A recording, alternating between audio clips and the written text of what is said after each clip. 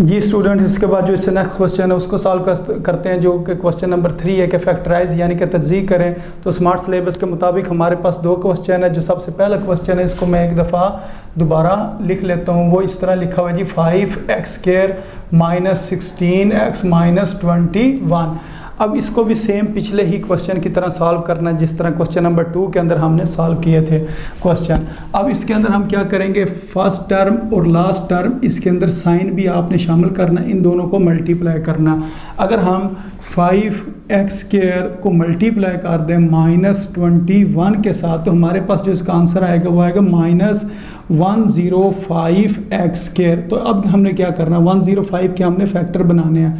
तो 105 किस टेबल पर आता है, और ये जो लिखा हुआ -16x इसको हमने दरमियान में लिख देना है। तो अब हम देखेंगे 105 किस टेबल पर आता है। तो एक तो 1 के टेबल पर आएगा 1 कितने बार 105 टाइम्स, फिर इसी तरह 3 कितने बार जी 335 टाइम्स, और इसी तरह 5 जो है वो 21 टाइम्स कितना होता है 105 होता है। अब इसके अंदर से यहाँ तो इससे बनेगा 106, यहाँ बनेगा 104, इसी तरह यहाँ से यहाँ तो बन सकता है 38, और अगर हम इसको माइनस कर दें तो कितना बन जाएगा 32 बन जाएगा। लेकिन ये जो है इससे 26 भी बन सकता है और 16 भी बन सकता है। तो इसका मतलब ये वाला ठीक है। अब इधर हमने साइन लगाने होते हैं, तो ये जो साइन है ये हमने किधर लगाना है, बड़ी टर्म के साथ लगाना है।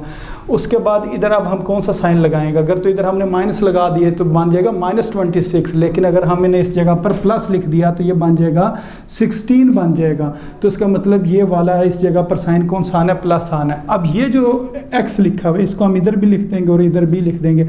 अब ये दोनों टर्म्स ऐसी हैं, अगर हम इन दोनों को मल्टीप्लाई करें, ये देखें प्लस माइनस माइनस, और 5 को जब हमने 21 से मल्टीप्लाई करना तो 105 बन जाएगा, और x x², यानी कि इनको मल्टीप्लाई करने से ये बनता है, और इन दोनों को अगर हम ऐड करें तो फिर कितना बनता है 16x बनता है। तो ये वाला पेयर ठीक है। तो इधर हम लिखेंगे 5x² और ये 21 को आखिर में लिख लेंगे।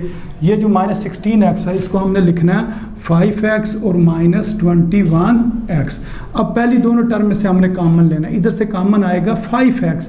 जब इधर 5x कॉमन आएगा तो इस जगह पर क्या चीज़ बचेगी, x बचेगा, और इधर ये पूरी की पूरी टर्म जब बाहर आ जाए तो मैंने आपको बताया हुआ इस जगह पर क्या फिर लिखते हैं 1 लिखते हैं। अब यही ब्रैकेट वाली चीज़ आपने आगे लिख देनी है x + 1। अब ये वाला साइन देखें, अब ये दोनों साइन क्या है, ऑपोजिट है। तो मैंने आपको बताया था कि अगर ये साइन ऑपोजिट हो तो हम बाहर क्या लिखेंगे, माइनस लिखेंगे। अब आपने ये चीज़ सोच कर लिखनी है।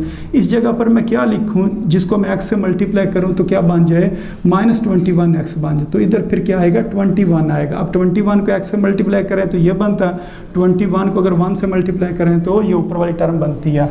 तो अब ये जो x + 1 है इसको हम एक दफ़ा लिख लेंगे, और बाकी जो है इस जगह पर क्या आएगा, यानी कि x + 1 बाहर कॉमन आ गया तो इस जगह पर आएगा 5x, इधर से x + 1 बाहर आ गया तो इस जगह पर क्या बचेगा -21 बचेगा।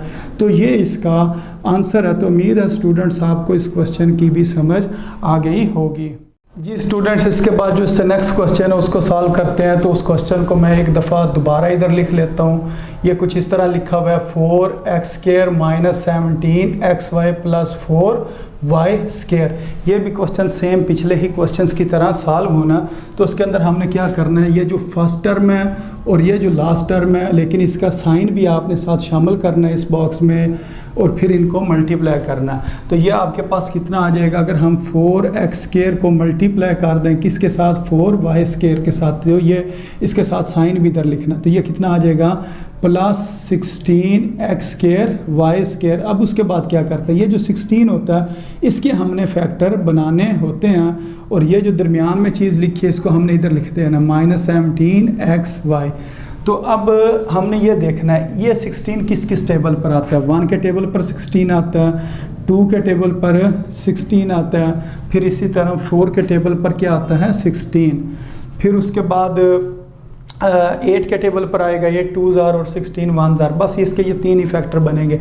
अब आपने बनाना 17, तो इससे 17 बन सकता है, लेकिन इससे क्या बनेगा 10 बनेगा या 6 बनेगा, इससे 0 बनेगा या 8 बनेगा। तो इसका मतलब ये जो इसके सबसे ऊपर वाला है इसी से हमारा काम बन सकता है। तो ये जो साइन होता है ये हमने किधर लगाना होता है, बड़ी टर्म के साथ लगाना होता है।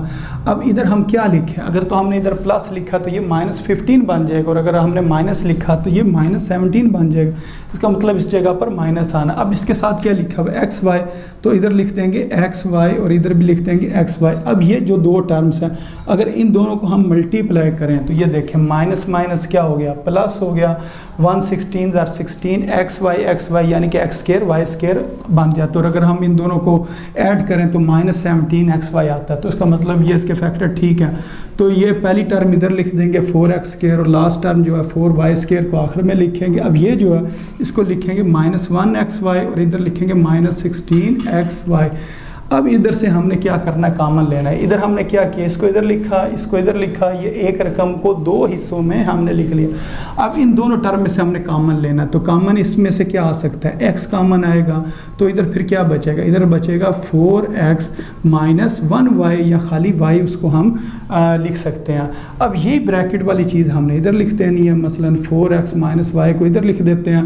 अब ये देखें ये दोनों साइन क्या हैं, ओपोजिट। अगर ये साइन ओपोजिट हो तो बाहर हम क्या लगाते हैं, इस जगह पर माइनस लगाते हैं। अब इधर मैं क्या लिखूं और वो इसके साथ मल्टीप्लाई और ये बन जाए यानी कि 16xy बन जाए। तो इधर हमें लिखना पड़ेगा 4, तो ये बन गया 16x, लेकिन तो ऊपर 16xy है तो इसका मतलब साथ हमें क्या लिखना पड़ेगा, y लिखना पड़ेगा यानी कि -4y। अगर -4y को इससे मल्टीप्लाई करें ये चीज़ बन जाती है, और -4y को इससे मल्टीप्लाई करें तो +4y स्क्वायर बन जाता है। तो इसका मतलब ये हमने अब ठीक लिख लिया, यानी कि 4x - y को इधर लिखेंगे और ये जो दूसरी ब्रैकेट होगी इसके अंदर क्या आ जाएगा, ये चीज़ तो बाहर आ गई, इधर x बच गया और ये वाली चीज़ भी बाहर आ गई, और इधर क्या बच गया, -4y बच गया। तो ये इसका आंसर है। तो उम्मीद है स्टूडेंट्स आपको इस क्वेश्चन की भी समझ आ गई होगी।